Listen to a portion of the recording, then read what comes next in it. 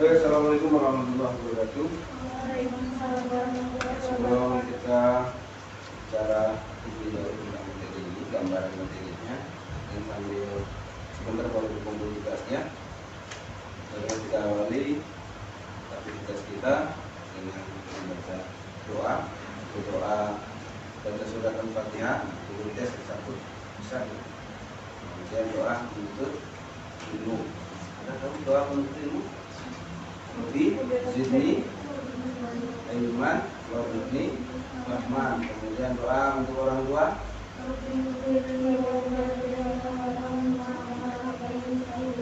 Kemudian doa untuk kebahagiaan dunia akhirat. Rabbana. Terima kasih, berarti kalian luar biasa. Silakan berdoa mulai. Dikeraskan suara.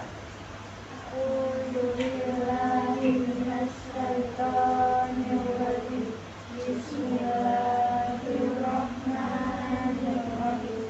Alhamdulillahirabbil alamin. Arrahmanirrahim. Maliki yaumiddin. Iyyaka na'budu wa iyyaka nasta'in. Ihdinas siratal mustaqim. Siratal ladzina an'amta 'alaihim ghairil maghdubi alaihim waladdallin. Amin. Bismillahirrahmanirrahim. Rabbi zidni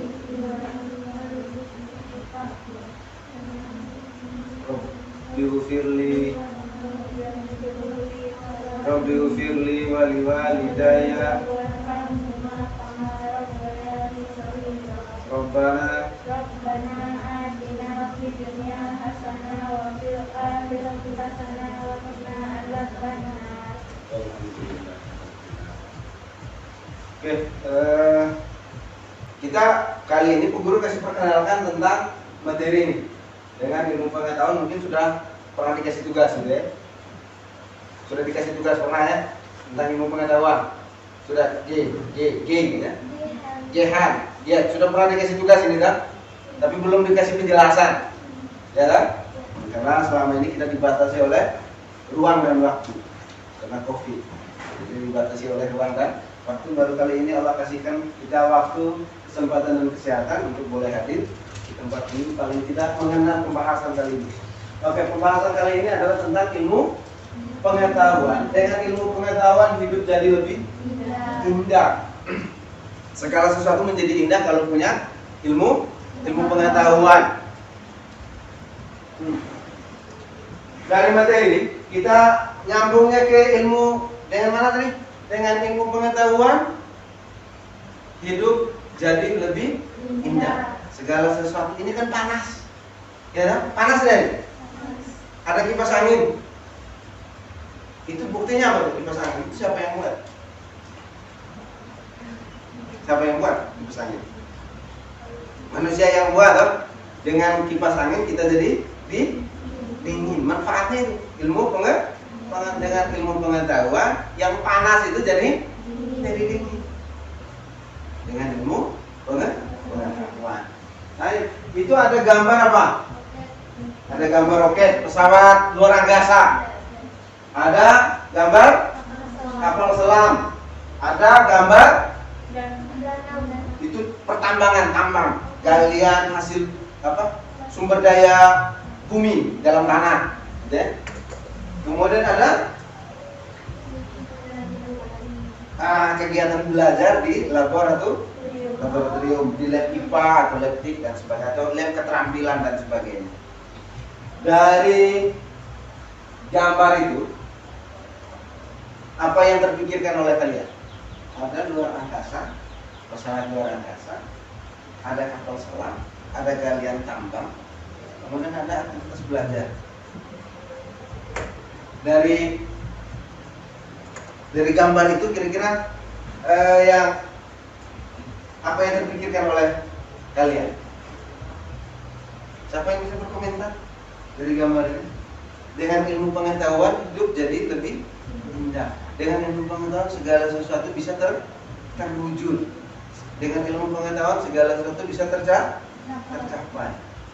Ada gambar roket, pesawat luar angkasa, itu maksudnya apa tuh? Pesawat luar angkasa untuk apa ya kira-kira? Kalau pesawat domestik terbang untuk dari Flores ke Jawa, ya, ke antara daerah. Kalau pesawat luar angkasa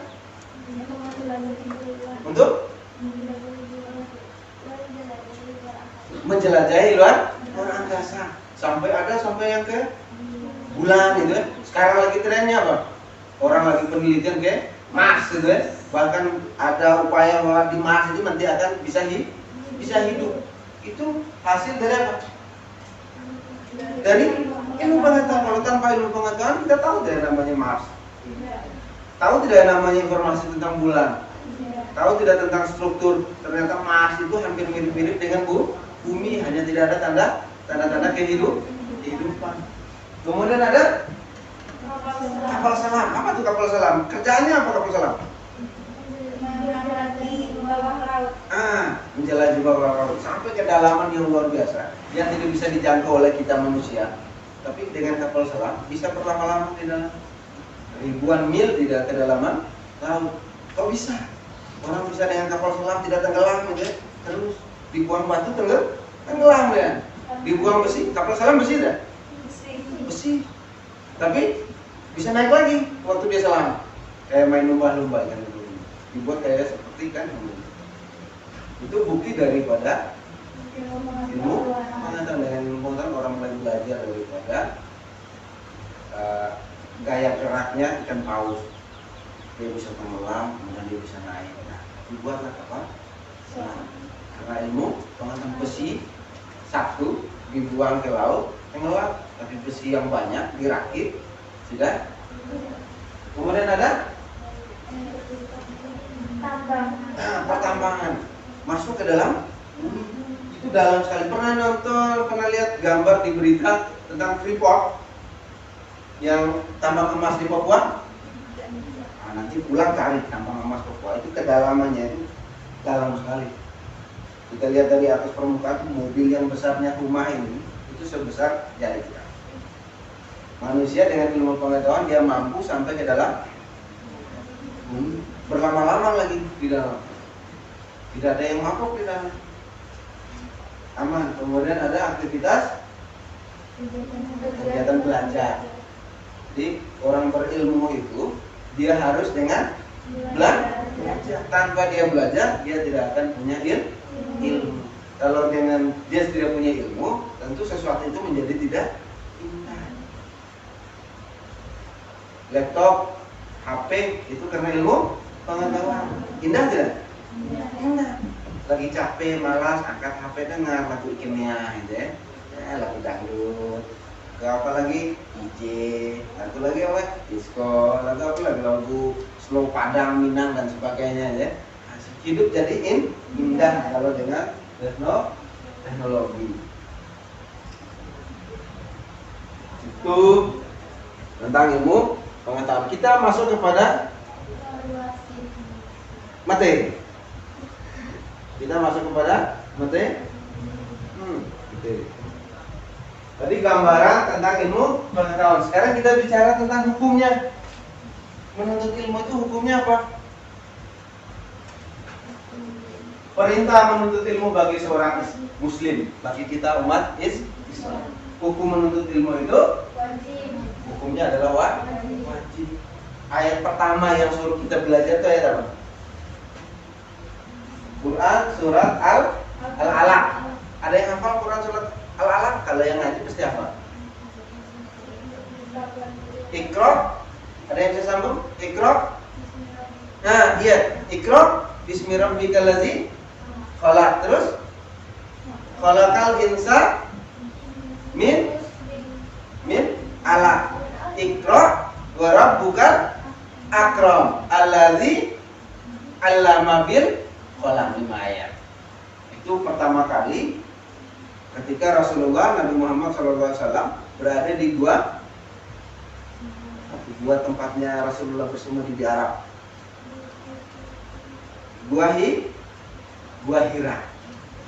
Nah, itu namanya Gua Hira. Ketika Nabi pertama kali bersemedi, berduduk diam merenungkan dunia ini dan seisinya, merenung perilaku manusia Arab yang begitu jahiliyah, yang begitu jahat, bodoh dan sebagainya.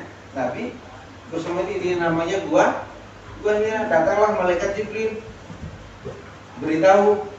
Nah, Nabi disuruh apa? Disuruh baca. Iqra bismillahirrahmanirrahim. Bacalah dengan nama Tuhanmu yang menciptakan. Jadi kalau kita mau membaca, kita mau belajar, harus baca dong. Kemudian ada hadis. Nah, Nabi yang mengatakan, ada yang bisa baca itu di atas? Siapa yang bisa baca?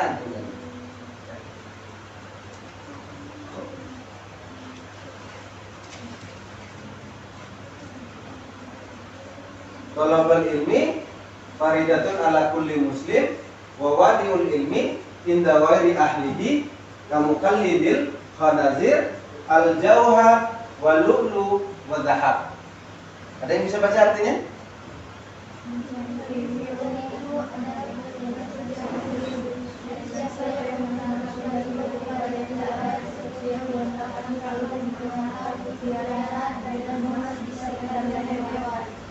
Jadi menuntut ilmu itu thalabul ilmi faridatun ala kulli muslim. Jadi menuntut ilmu itu adalah hukumnya adalah wajib. Kalau wajib itu apa wajib? Harus dilakukan. Wajib sekolah. Harus sekolah. Sholat itu wajib. Harus Kalau melanggar yang wajib, apa sanksinya? Dosa. Kalau tidak belajar, hukumnya?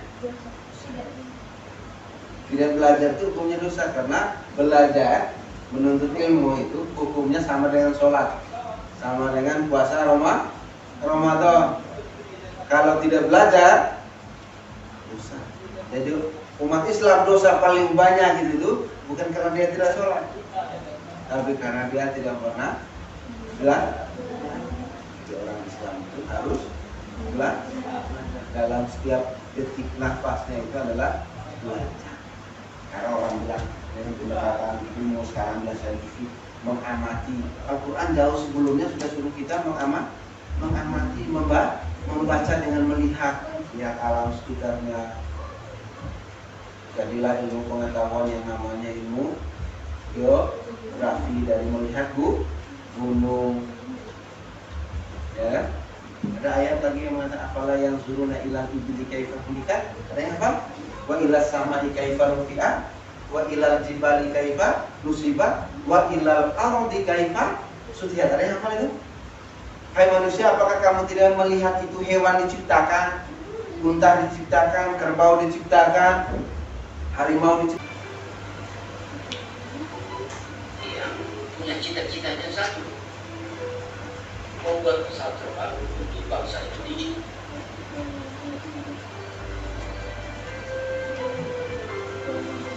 Yang pertama itu membuat pesawat terbang model.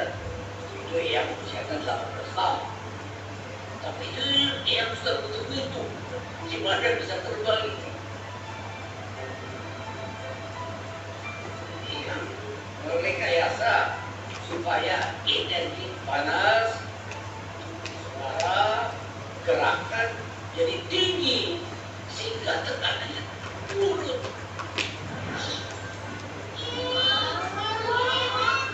Akibatnya itu saya memiliki tekanan dari bawah atas yang mengatakan, nah itu arti itu kalau sekarang itu jatuh dari bawah.